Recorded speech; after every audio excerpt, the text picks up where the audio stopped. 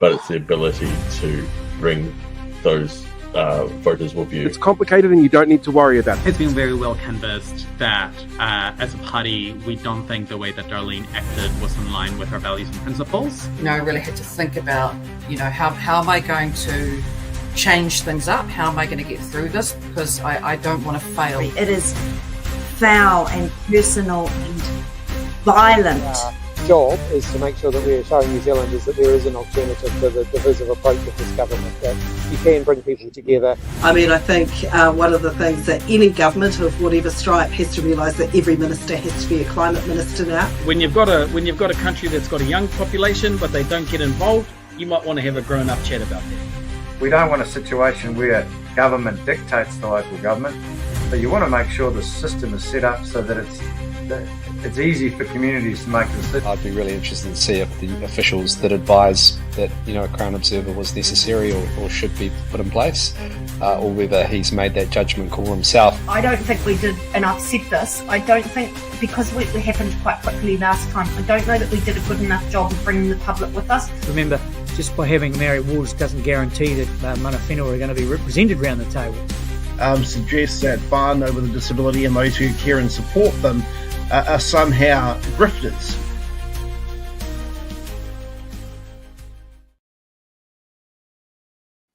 Hey, good evening, everybody. How you doing, Blake? Good, we're back again. Yeah, a couple of weeks off for the holidays. It was really nice. Just in time for the juicy part of the year coming into it. Yeah. There's all sorts of things going on. Budget coming up this month. We've got local body elections on the cards in a couple of months. And the snap election will probably be called sometime around, I reckon, November, December. So it's going to be a really interesting year. So we'll be in and out throughout the next couple of months. But we'll be here when we can. Yeah, right. Let's jump straight into it. A couple of very, very quick housekeeping things. We've got Dr. Gary Payinda with us today. We'll bring him in just a second. We only have him for a really short time, though, because, as you can imagine, the last couple of days have been really rather hectic, and the dog will want some attention. And then after that, we've got Councillor Sarah Thomson. She's running for the Mayor of Hamilton, Kirikiriroa. Did an interesting piece on her announcement article, actually, which I want to have a talk to her about, just about media bias and how it was balanced with somebody else who's also running for mayor. But we'll have a chat to her about that at about 7:45. We have a poll running on the YouTube page at the moment. Who do you think is going to win the Australian election? It's the big one. At the moment, polls seem to think that Anthony Albanese will keep his job, but people can vote on that poll there. Anything I've missed before I bring Gary in? Hopefully we get the Trump effect like we did in Canada. Possibly. I guess we'll have to see. Right, let's get Gary.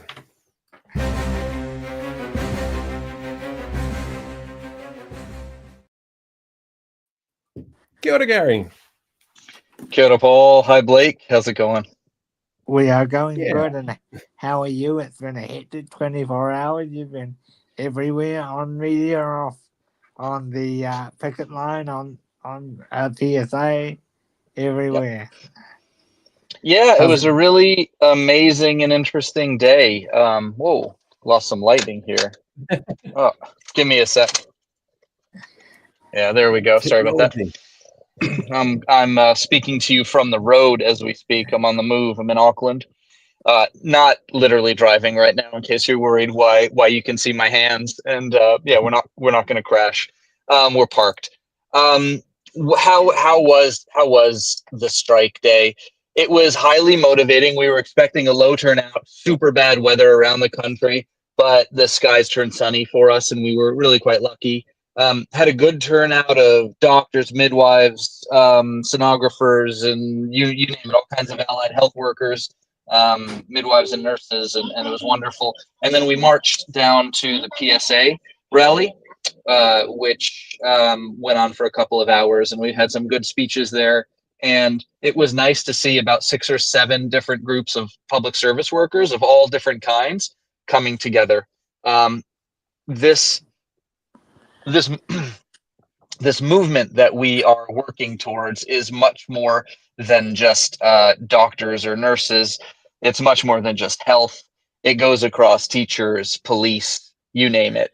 All of the essential public services are under threat, and we know that almost every day you wake up, there's more news of how much worse it's getting, whether, fair pay agreements are have been canned, or whether now Nicola Willis announced $1.1 billion more in cuts. I mean, this is going to be a defining year for New Zealand.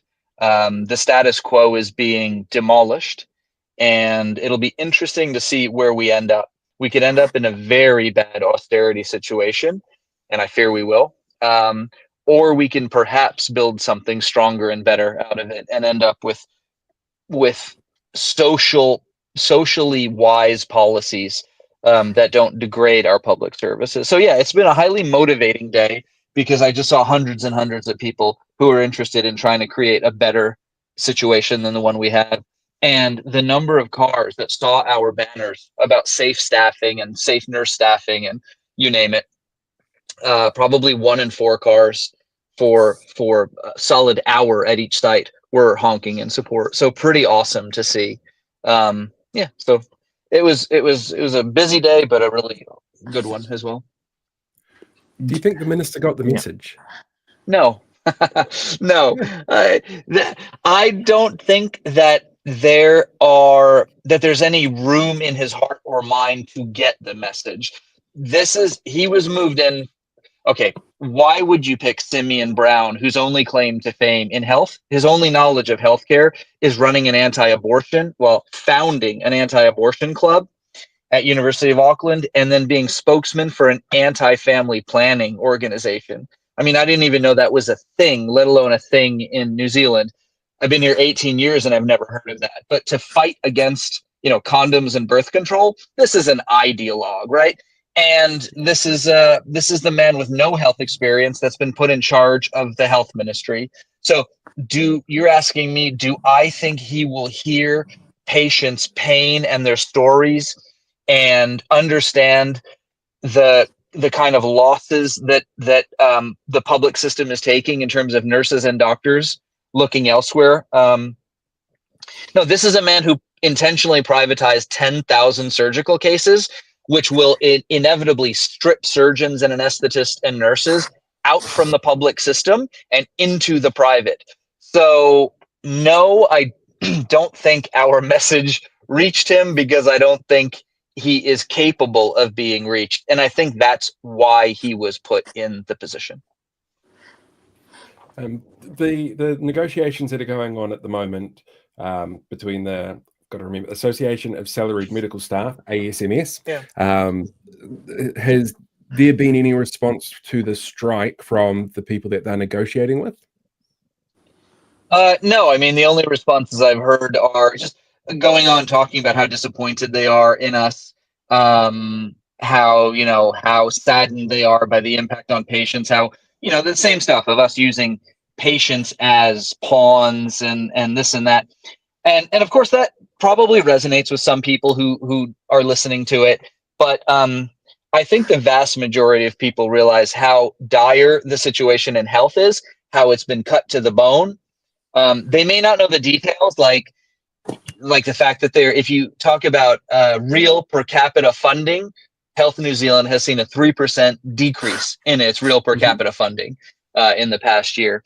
But I mean, those are like wonky numbery things that people don't realize that, but they do know what waiting lists are. And they do realize when you hear that departments average 12 to 15% understaffing for doctors, and some are up to 43, 44% unstaffed with doctors, like, you realize that the patient demand is there and these doctors have to respond to that. You can't ignore the need. So yeah, they're burning people out. They're incentivizing them to go out into private. People are leaving for Australia because with 15 years of seniority here, you would make less than a first-year new medical specialist in New South Wales. So, I mean, I don't know if people know all these things, but I think they have a feeling that there's distress within Health New Zealand, and that it has been manufactured. So my personal thing, if you guys ever say the health system is broken, please rephrase that, because it's not broken. It has been broken. it has been broken. It's an active like verb. It's an active situation. This didn't just happen accidentally, right?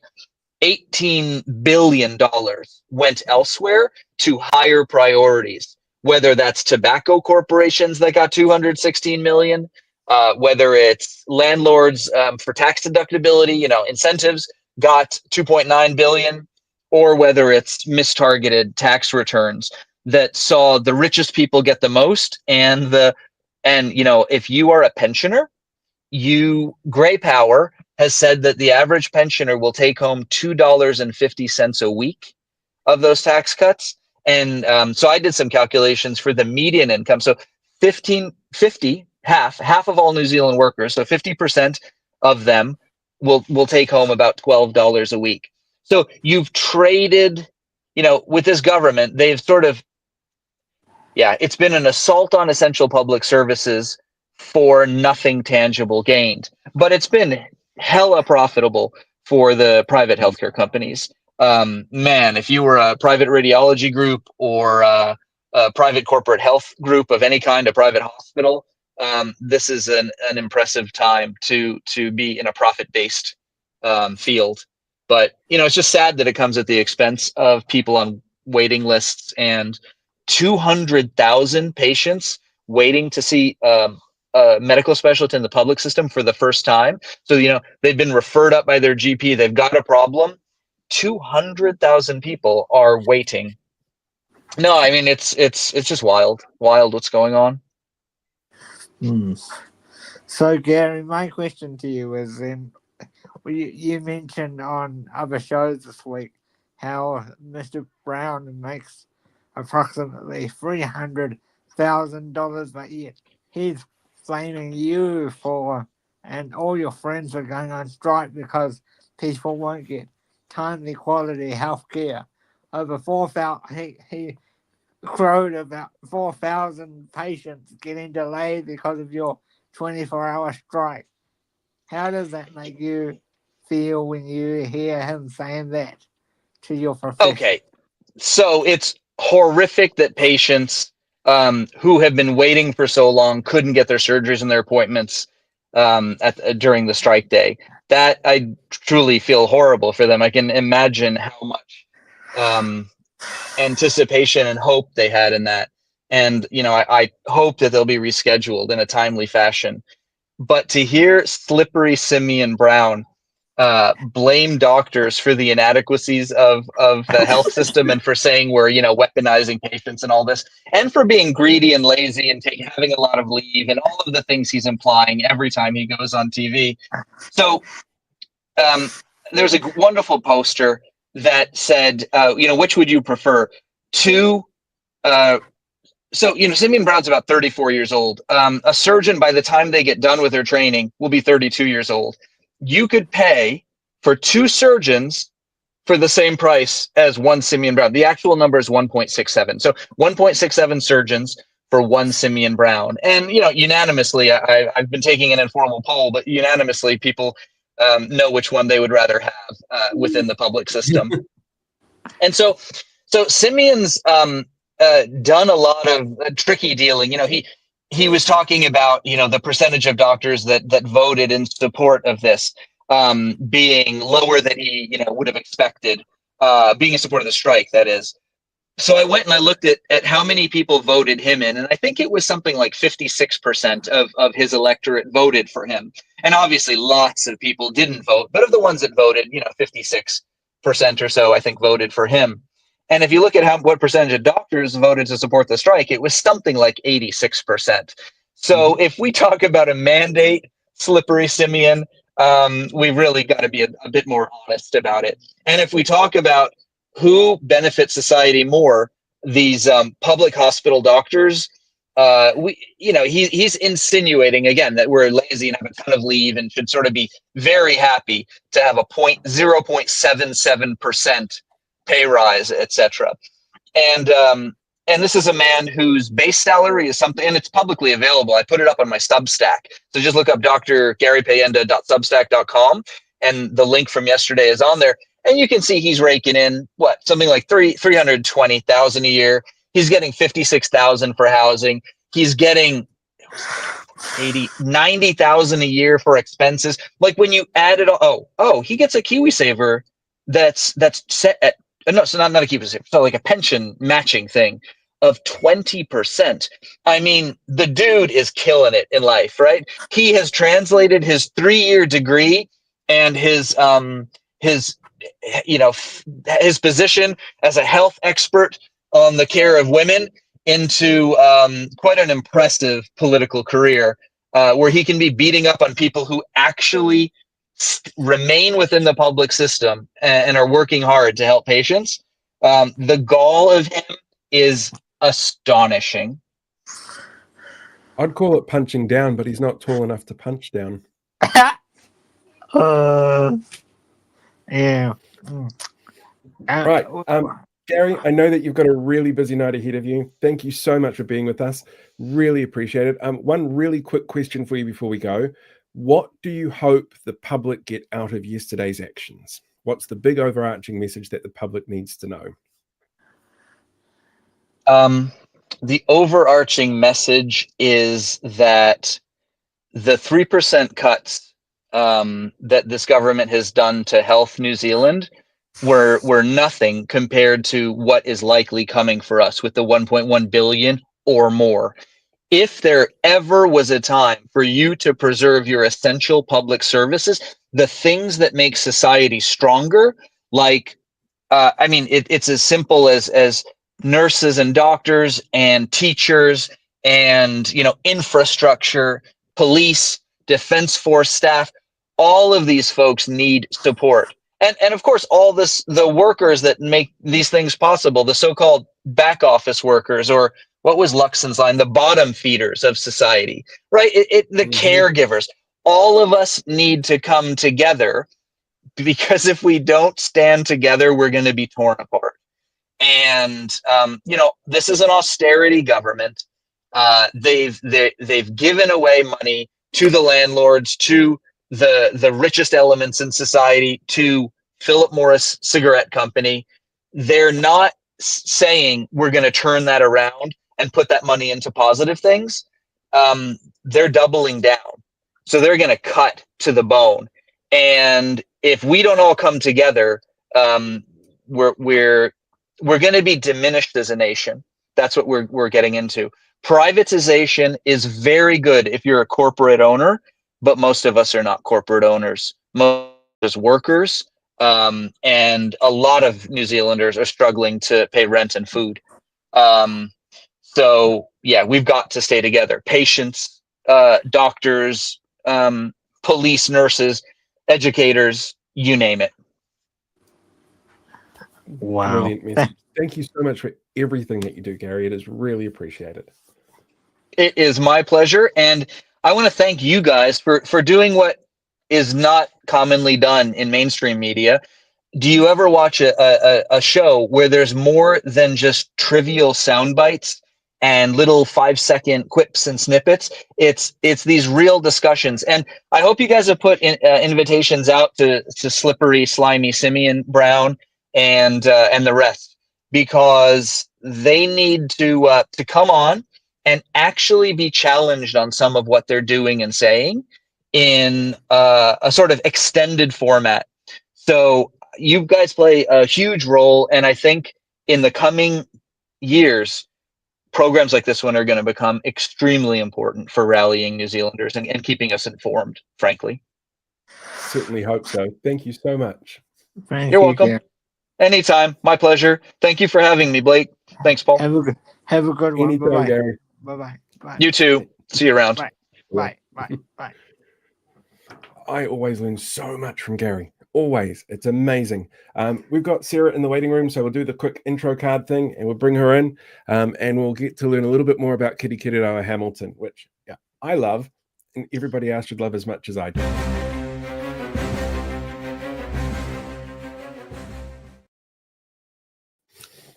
Kia ora, Sarah. How you doing? I'm good. Hello, Paul. Hello, Blake. Lovely to be on here with you. Hi, Sarah. Nice to meet you. How are you? Yeah, very good. Good. Yeah. I just got through the whole Hamilton, dinner and bedtime routine, so we're sorted. Yeah. I know what that's like. I remember those days. I'm very glad that my kids are so old I don't have to deal with that now. Someone else's problem. So, Mayor of Hamilton. Yes. Yep. I am standing for the Mayor of Hamilton. It's really exciting. Yeah.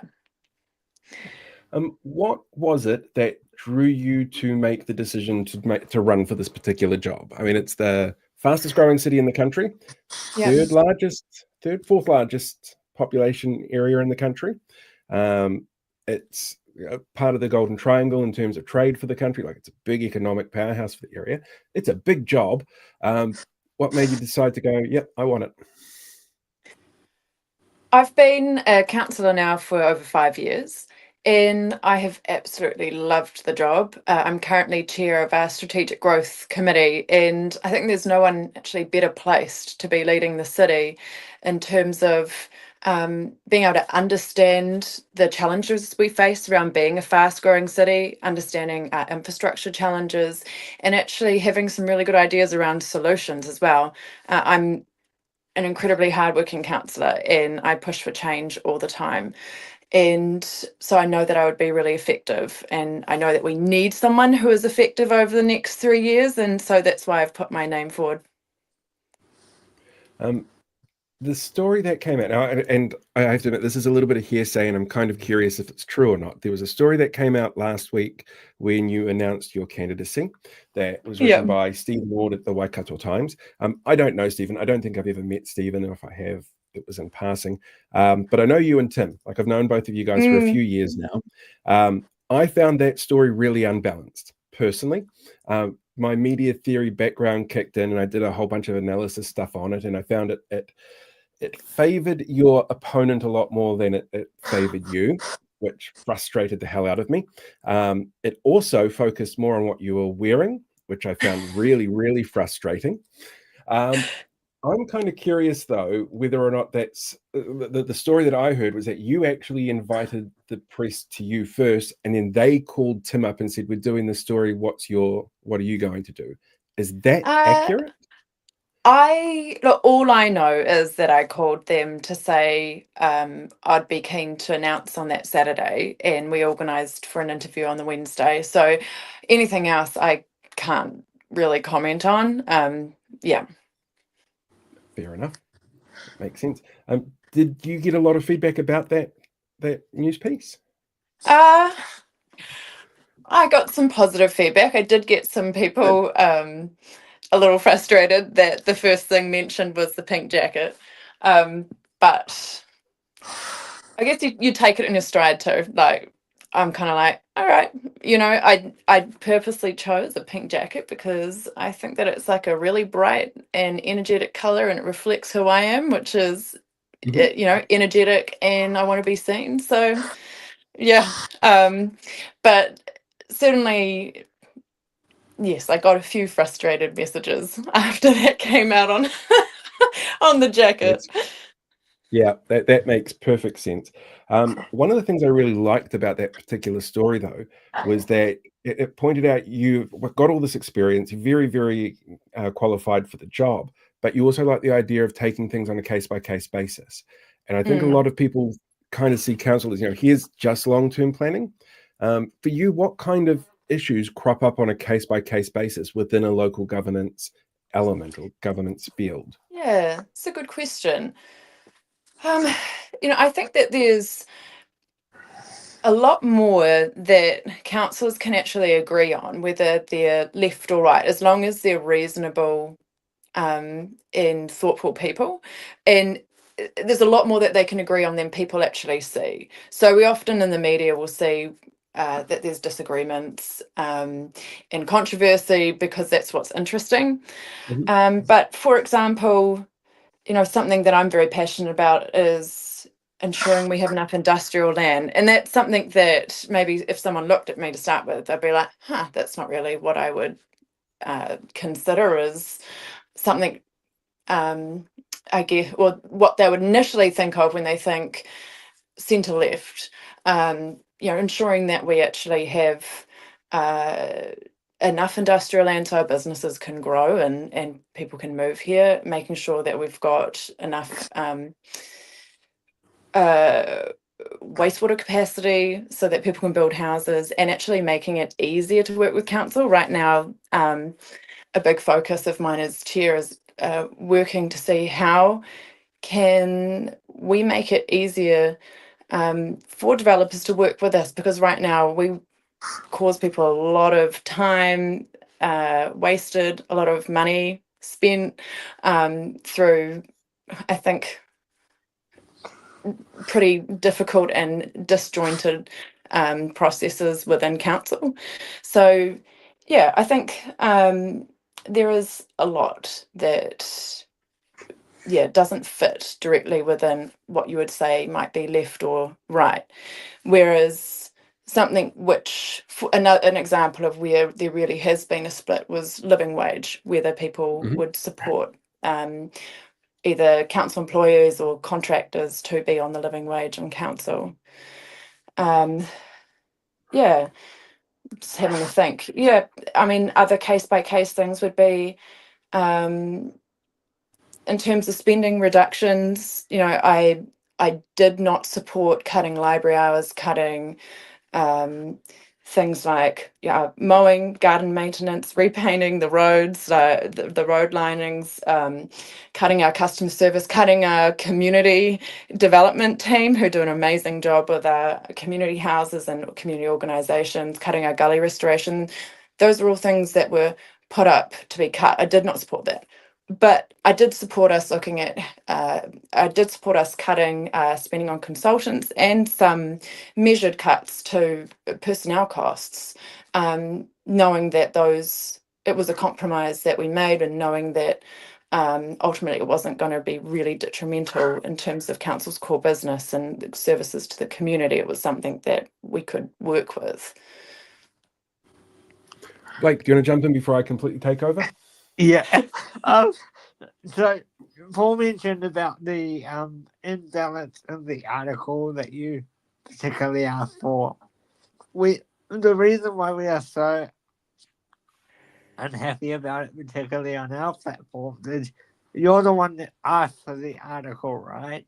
But yet Mr. McIndoe got a majority of the spread. So that's why we are so upset. So did that disappoint you at all, that they focused a lot on the right, left, and Mr. McIndoe, and not much about to his credit, you're both running, but you asked the story. Why is it not about you? Why didn't Mr. McIndoe get his own story? That what bothers me. Yeah, I mean, I don't have a absolute clear picture of how it all came to be that we both were standing and announcing on the same day, but I think I think like if you look at the article that came out yesterday, did you see that one? I did, yeah, and that one was a really interesting one of who was doing what at a committee level. I thought that was a really good way of looking at it. Yeah, so I don't have the name recognition, and I'm unlikely to have the campaign budget to match. But I think what came out actually yesterday was quite a different story of showing I work incredibly hard as a councillor, and I'm on top of every issue, and so. I mean, there were maybe things I didn't love about that first one, but the one yesterday, I wasn't quite expecting what came with the face-to-face picture on front, and such a huge focus on the mayoral candidates rather than just the meeting purely itself. But yeah, it did. I think where one of my big strengths are is that I do work very hard, and I actually I put up motions, I put together chairs reports which drive change and drive action, and I think you can only hope that that becomes very clear to people throughout the entirety of the mayoral campaign. recently had media about the wastewater issue, and that fully covered my chair's report and went in depth into that, the work that I'm doing to really question the decisions that council made at an operational level to shut off about about half the city in terms of being able to develop and build homes because of the wastewater constraints, with no warning and with no real elected member decision before that happened. And then, a big focus on, well, where do we move from here? How do we look at, for example, opportunities for people to put in on-site temporary solutions that allow them to build before our big infrastructure is put in place. So that was a really in-depth article. So I think that I have also had some really positive media as well. I think probably one of the things I didn't love was that I was at home and I got photos taken at home because we did the interview there, and then afterwards I thought it would have been great to do a shot actually in the city rather than at home. And the media did agree to doing some new photos because I asked, well, can I have some new photos because you asked to come to my home to do an interview, and I didn't want to show where my home is, so we did shots that didn't show that, but then it also it felt like it didn't reflect that I'm standing for the city. So I was able to take new photos today, and I thought that was really good of them to do that. So I personally have a pretty positive relationship with local media, and I don't judge one story by itself too much. Fair enough. Without giving too much your policy plan away, because obviously you don't want to do that right now. Do you hope to be more progressive than the current Mayor Paula, or do you want to stay around the same? I guess it's a bit like what they're asking of the popes that are voting at the moment. Bad comparison, I guess, but. Did you say the Pope? Yeah.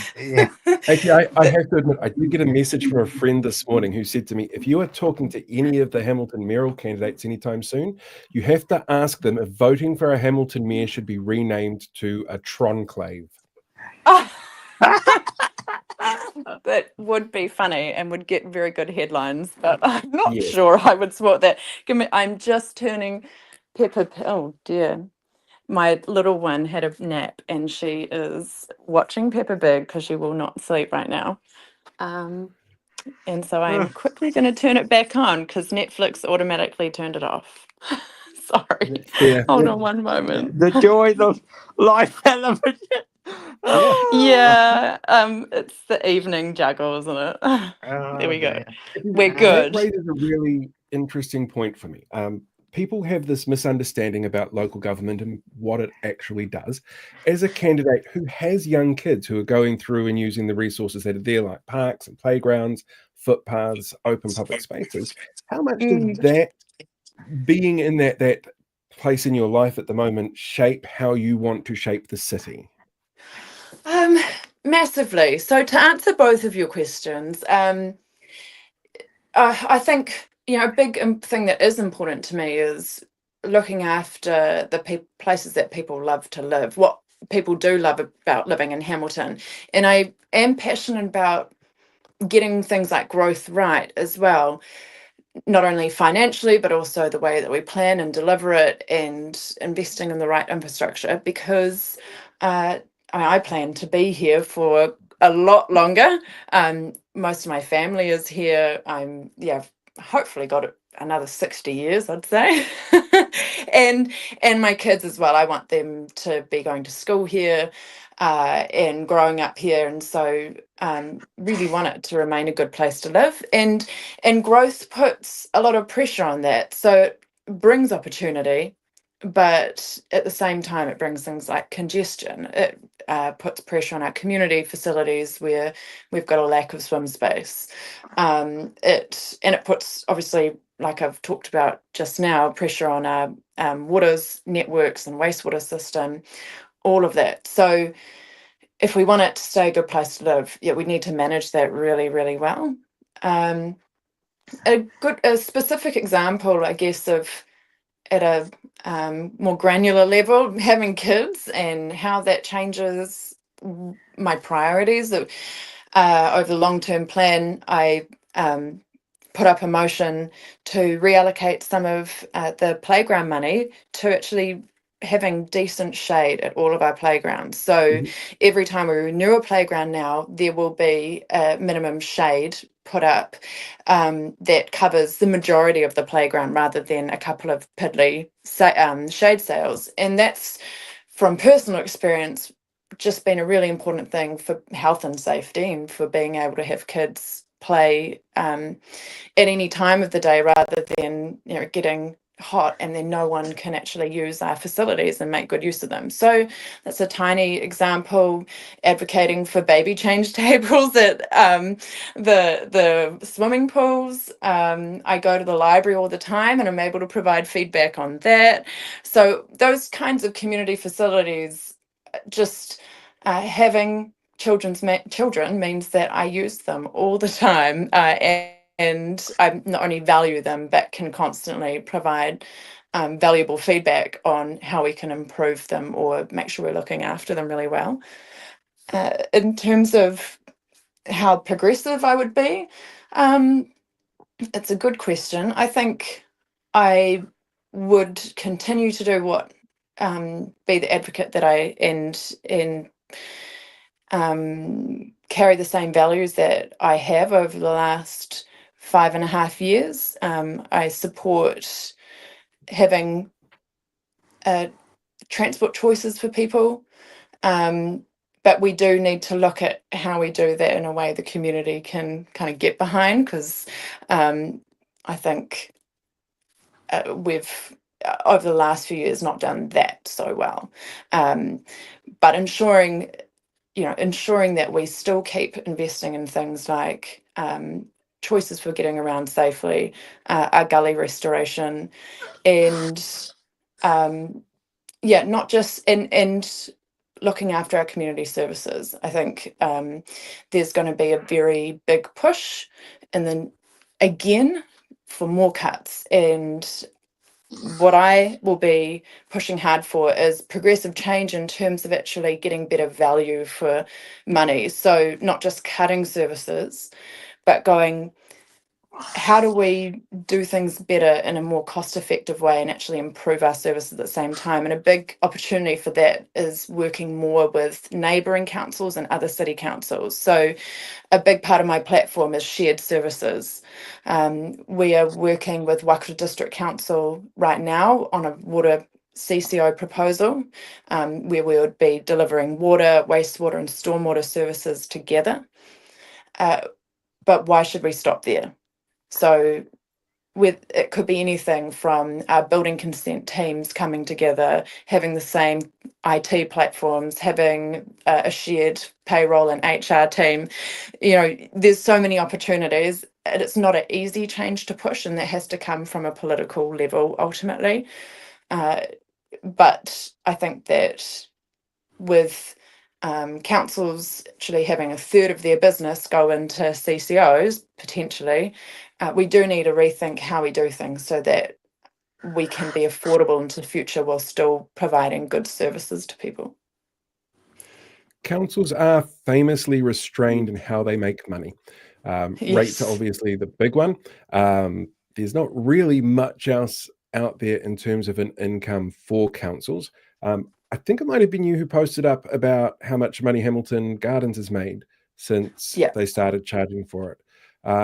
What other options are you hoping, or other tools are you hoping to be able to use to help with that revenue stream that pays for these things that councils do? That is a very good question. There's a lot that is talked about in local government around potential funding streams. The reality is that there's not really a really easy fix in terms of substantial income without central government actually sharing more of its income in some way, whether it's local GST or just providing a certain percentage of tax revenue to local government. You know, people talk about user pays. I think that's definitely got its place. You know, we're charging for more of our car parking, charging for the gardens. We're looking to have a large portion of the alcohol licensing fees, user pays.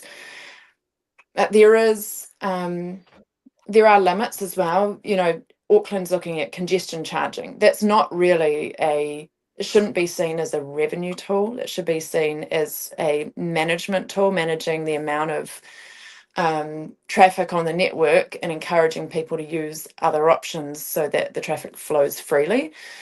So you can, and it, I think I've heard Wayne Brown say, you know, it's not going to replace the lost income of their fuel tax. We don't have the option of fuel tax it's been taken away. I think it would be very difficult at this point in time to talk with our community about congestion charging. You kind of, in Tauranga, they've tried that and the idea is extremely unpopular. And to some extent, in Auckland, things have just gotten so bad that people are accepting that it's needed. I think there will be the potential for tolls on some new roads where they, for example, the government wants to put another road of national significance. We're not going to be getting the money though. So, and you can look at things like alternative funding and financing. We put a lot of effort and time into looking at an infrastructure funding and financing deal. Firstly, for Peacock, where we could then transfer the debt that had been used to build the bridge and some of the roading and things in that growth sale, transfer that to a special purpose vehicle, and then that would be paid back by the residents that live there in the future through a levy.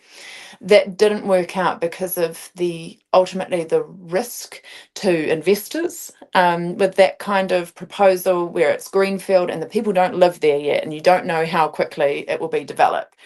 Then we had Crown Infrastructure Partners say, hey, look, how about an infrastructure funding and financing deal for the whole of the city? We could do it for water and transport. Ultimately, that was more expensive for us and for our more importantly for the residents, than just borrowing directly from the local government authority. It was going to be a much higher interest rate, like an extra 2% on top, which adds up. So there's constantly talk about new funding and financing tools, and we always look very hard at them and look at what you can do. There's not, without more significant change, there's not a huge amount at our disposal. Auckland's looking at a bed tax. We could look at that here. It won't be a massive revenue, amount of revenue that comes in, but again, it could be another revenue stream. It's really hard. We've got 90% of the country's tax revenue goes to central government and 10% to local government, even though we build, the fundamental infrastructure that underpins like everything within our cities and communities. Yeah. Right, Blake, last question from you, and then I'm going to hit Sarah up with some questions from the comments section if she's brave enough. Okay. I was actually going to comment on bring up the one about money.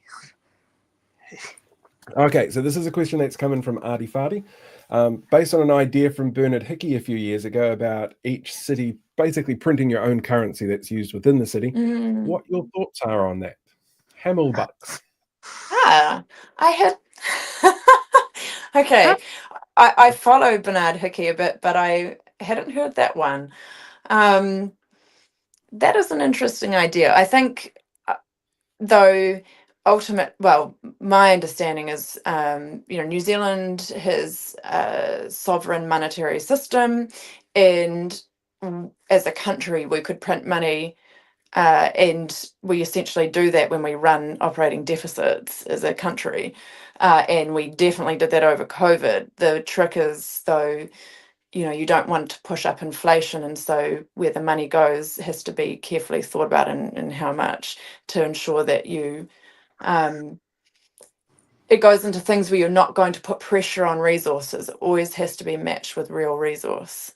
But that's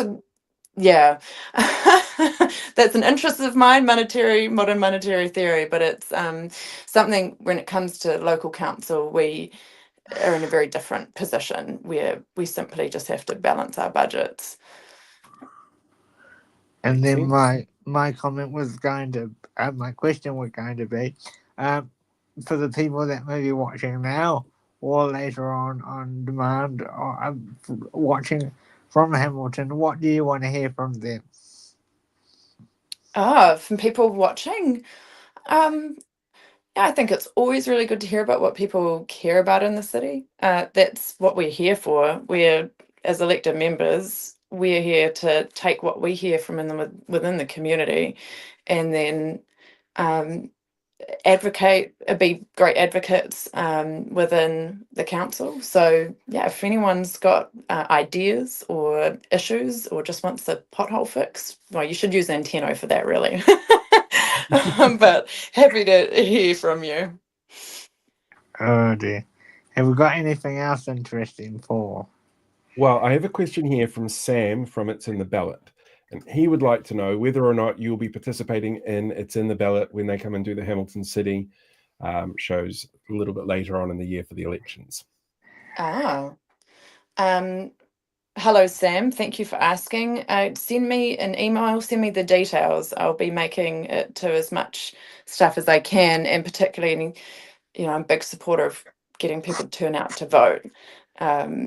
What's really, slight tangent, but what's really exciting is that we had the majority of councillors, not everyone, support some additional funding for the election, so that we can have ballot boxes outside of places like supermarkets and malls, because letterboxes are disappearing and post is so slow. We need to make it accessible. So I'm really looking forward to seeing how that impacts on voter turnout this time around. All right, we'll be doing our best. Send me the details. Get out there and vote. We'll be doing our best to encourage people. Final question for you, and this is probably going to be a really tough one, to be honest. What is your ultimate vision for the future of Hamilton? Okay. Ultimate vision, it's a place where people love to live, and that means it's a place where we look after what we have really well. I want it to be a clean, beautiful, well-maintained city which everyone can feel really proud of. It's a city where we have a diverse and healthy local economy, where the council's not in the way of people doing good things, because we've put the infrastructure in place that we need. And it's a place where people really love to live, because we've looked after what makes Hamilton special. Everything from river walkways and our green spaces, playgrounds and gullies are great places for people to enjoy. Perfect. That's brilliant. Thank you. Well, thank you very much. Thank you for having me. Thank you for joining us, Sarah. Yeah. All right. I'll flick you a message next time I'm in town, because I'd love to have a catch up about a few other things while I'm there, like how I get a statue in Garden Place. I'm sure one of them is must owe me a statue. Okay, sounds good. Thank you. Thanks, Awesome. Paul, and Thank you, thanks, Sarah. Blake, and thanks to everyone who's been watching. Cheers. Brilliant. Bye. Thank you. Bye. See, I do love Hamilton. I spent so long there. It is absolutely a wonderful place. And I think people often forget that if they don't go there, often enough. Like it's easy enough to forget just the amazing things that are there. Hamilton was the first place in the country to get the internet. Oh, I did actually. Yeah. But, first place in the country to roast its own coffee beans. There's a lot going for Hamilton. Coffee and internet. I mean, that's literally what the 21st century is coffee and internet these days. Because it's related to this conversation, I'm actually going to put this piece of housekeeping here. Sam actually features in the newsletter this week. Very briefly. Had the chance to read it today. And I've sent him through a copy, I think. Yeah. But if people want to sign up for the Substack newsletter, that's linked in the bio. There's actually a whole bunch of interesting stuff about local government that we're going to be doing through that. It is one of those things that I want more people involved in. I want more people getting out there and voting and getting excited about it. And it's one of those things that I'm very determined to drive. But last week's newsletter got seen by about 3,000 people, including Lynn of Tower, Jeanette McDonald, flicked me a quick message saying that she'd seen it and enjoyed it, which was really cool. But this week's newsletter is about how to go and spot red flags in local body candidates. And it actually uses somebody who commented on last week's newsletter saying, well, this is nonsense. It'll be a really interesting one. That's available for paid subscribers now, and it will go out for free on Sunday for everybody else. So, it's been very interesting. And if you want to pay for it, you can get it 10 o'clock every Friday. 10 o'clock every Friday morning. But that's in the bio for people. Which reminds me, there's a couple of people I need to message about their subscriptions, but I will get on to that. That's a later problem. Should we watch the news? Yeah, and then I've got something to share after that about next week. Cool. Brilliant. I've been playing with the news a little bit. My partner and I last night actually sat up really late working out what we could do to zhuzh it up and make it feel more news-like. So let's see if that works. We'll give this a go. Storm ravaged parts of the country, the highest priority for someone who isn't the Prime Minister. Human rights deemed an optional extra by privileged white people. Human space filler thinks he works too hard. And why inflation is rising before the government tells us who they intend to hurt with this year's budget. All that and more in this week's The News. Hello there, kia ora, I'm Paul, and I really hope this weekend Australians don't make the same mistake we did by voting in a bald, ultra-conservative, right-wing politician. Parts of Canterbury and Wellington are in clean-up mode this weekend after an unprecedented weather event which saw record levels of flooding, houses evacuated and a state of emergency declared. This storm also saw power cuts in the area, red wind warnings in Wellington, all flights out of the capital cancelled and record numbers of emergency services called out. While the Prime Minister, seen here learning that there is a landmass south of the North Island, spent the weather event promoting a ban on voting for prisoners, his visit to a rest home and making it easier for farmers to pollute, while saying nothing about the storm. While NIWA has pointed out that the severity of the weather event was heightened by man-made climate change, leading to more water in the area and higher atmospheric pressure, which the Deputy Prime Minister has deemed as woke, so won't be worrying about the impacted areas, and ACT MP Mark Cameron has said there's no reason for banks to tell us what their climate disclosures are so that they can keep services open for our biggest polluters.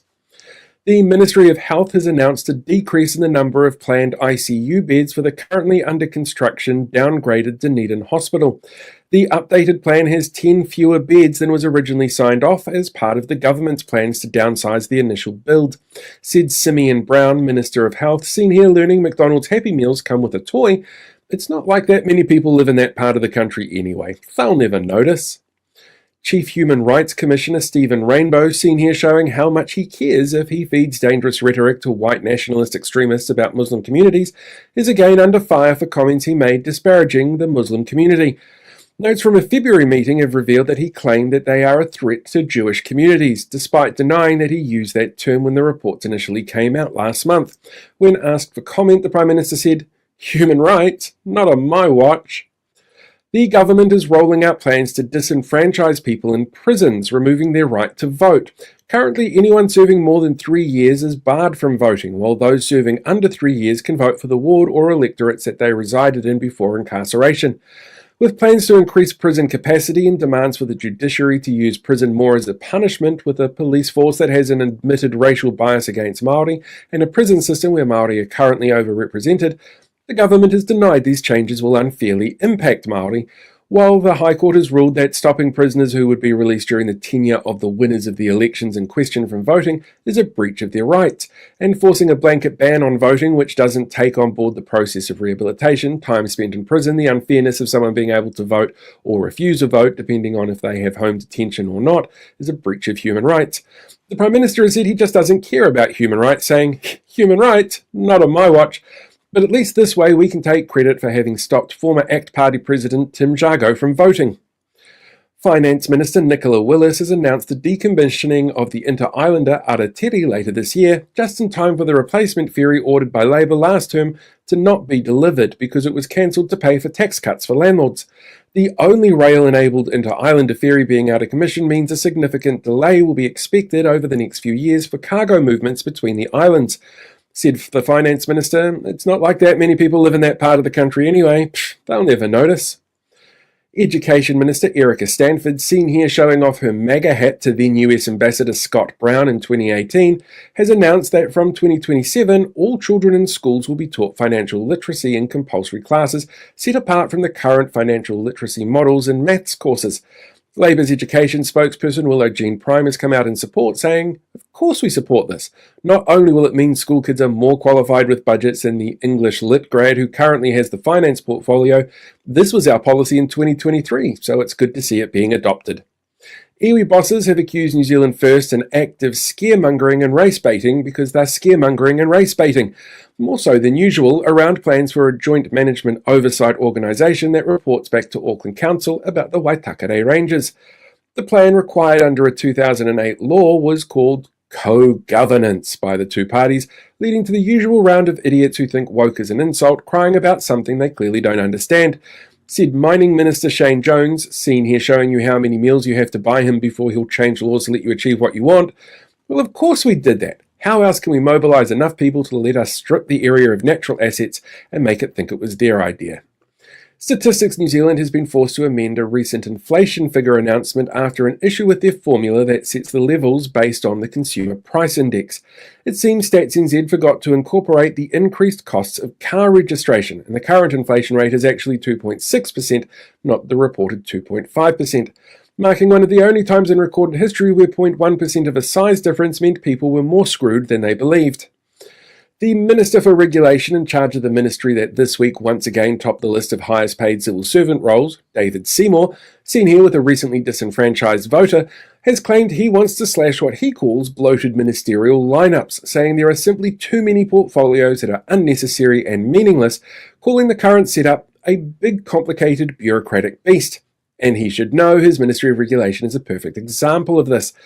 The Associate Minister of Education, Finance, Health and Justice says he would like to include all Associate Minister positions except Finance, Child Poverty Reduction, Hospitality, Racing, Auckland, the South Island and Space. Said a spokesperson for the Ministry of Space, Seymour is clearly an expert on the topic. He has so much of it between his ears after all, but after spending so much time on the mining ship Red Dwarf, we're surprised he feels this way about space. Health New Zealand has confirmed that it will cut a third of all IT jobs in an effort to keep paying for tax cuts for landlords and tobacco companies. The current infrastructure for the health sector is heavily siloed and runs on a range of archaic systems, making it more susceptible to foreign interference and bad faith actors willing to exploit the system's weaknesses. Said Minister of Health Simeon Brown, seen here with his boss wondering why there are poor people within a 500 metre radius of their location, "We just wanted to make sure that if the Deputy Prime Minister needed to access a file, he wouldn't feel too much pressure because of the age of the system."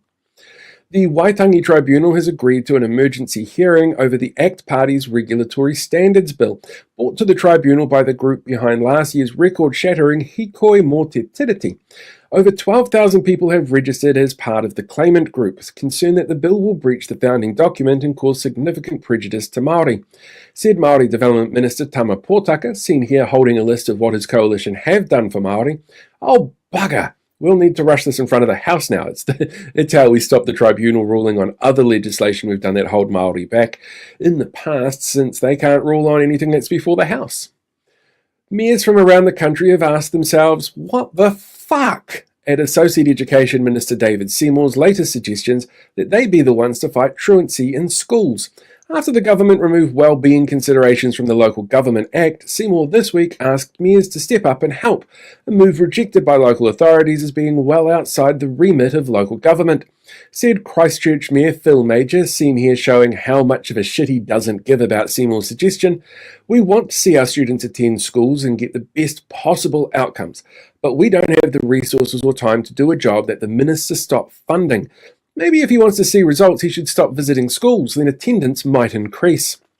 And finally, one of the current iterations of New Zealand Loyal, which last year was taken over by alt-right media personality and big fan of everything Vlad is doing in Russia, Calvin Alp, has been officially debanked. ASB, Kiwibank, NBS, Co-op and SBS have all declined applications for the party to open accounts under rules which prohibit the opening of accounts linked to politicians or political groups that may have been exposed to political interference, susceptible to money laundering or funding terrorism. After thousands went missing from the Liz gun-controlled accounts of New Zealand Loyal last year, and after Alp himself attended a Russian state event for pro-Russian influencers pushing disinformation worldwide, after the trial that he had for allegedly owning and distributing objectionable video material from the Christchurch massacre, it seems banks just can't find a reason to believe in the legitimacy of those involved in this undertaking.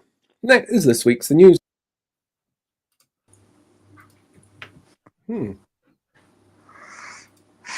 How could I press the right button? I was snacking at the same time. So yeah, that's this week's The News. What do you think? What do you think of the new opening? Yeah. that looked better than the straight intro. Yeah, I liked it actually. Cool. Very cool. I'll keep playing around with it. Should be lots of fun. So you had an announcement for next week. Am I retiring? No. So everyone's been asking if we can do some stuff on the tariffs. So I made a call to a certain university last week, and our good friend Robert Patman will be right on hand to discuss all things tariffs. Okay, that's a good choice. I love Robert. He is so informative and so brilliant to talk to. Just as long as we don't talk religion, it'll be fun, because he's not an expert on it. Neither am I. He said I can joke about this. He said he doesn't want to talk about popes.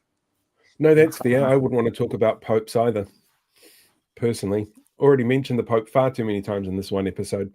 She said tariffs are much better.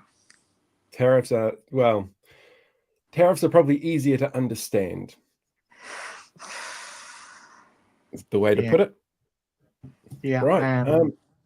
Anything else before we sign off? And I'm also working on another one that may involve something to do with COVID. So there's a teaser. COVID. So there's a teaser for you. Yeah. I'm constantly working on these things. It's a good thing.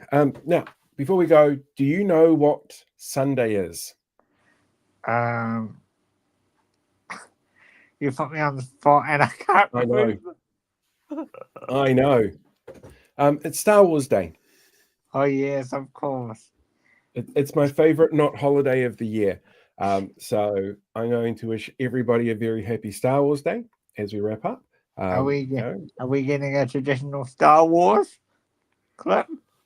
Well, I'm a little concerned about getting involved in an actual Star Wars anything, because David Seymour will come in and say it's a waste of time. So just not worth it. It's all right. I might do something with Star Wars. I might actually do a little bit of a teaser for the other show that I'm working on at the moment. I'll see about that. See if I've got the time to line it up over the weekend. Yeah. That'll be, I think that's us for the night. There'll be another episode next week, as I just said. So we'll see you then. Yeah. May the force be with you, everyone. Have a good one.